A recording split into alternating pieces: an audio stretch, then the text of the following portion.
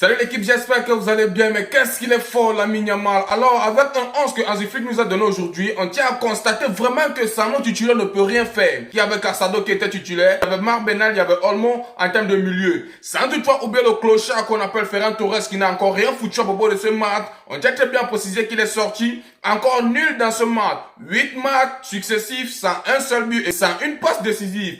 Alors, on tient très bien précisé que le Barça avait beaucoup de difficultés en termes de première période, malgré que la personne qui a fait la différence en termes de première période, c'était seulement Marc Benal et Olmo. Casado, il n'était pas ça, les gars. J'ai été étonné de voir qu'il a continué la mise en termes de deuxième période. Alors, mais la question que moi je me pose, comment on peut faire la différence en termes de première ou bien de deuxième période avec un Ferran Torres qui est extrêmement nul? Vous vous en rendez compte? Quelqu'un qui reçoit le ballon, au lieu de directement mettre au goal, le gars se permet de donner à l'adversaire. Là, il va nous clouer à un certain moment. Regardez, même Hansi Flick a déposé la main sur la tête. Comment Ferran Torres peut être devant un gardien au lieu de mettre directement au fond des filets? Le gars se permet d'aller mettre ça en brousse.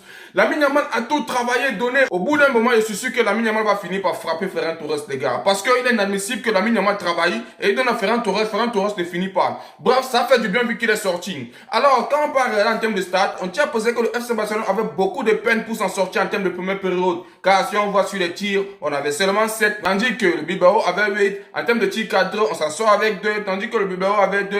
Bref, en termes général, Bilbao était un peu large en termes de stats précis. Mais sur le reste, pour la possession, les passes, tout ça, bref, on était présent. Alors, comme ça n'a pas manqué en termes de deuxième période, Lamine Yamal est venu nous sortir de la merde. Mais avant que Lamine Yamal puisse nous sortir de la merde, on doit se dire la vérité et savoir que si on n'a pas nos titulaires, on ne peut rien faire. Un Casado qui était à la rue, alors qu'il était extrêmement précis la saison dernière, je suis étonné qu'il n'est pas dans son prime. Alors, vu que l'équipe type est entrée, les gars n'ont pas tardé de faire la différence. Alors, ça n'a pas tardé de surgir.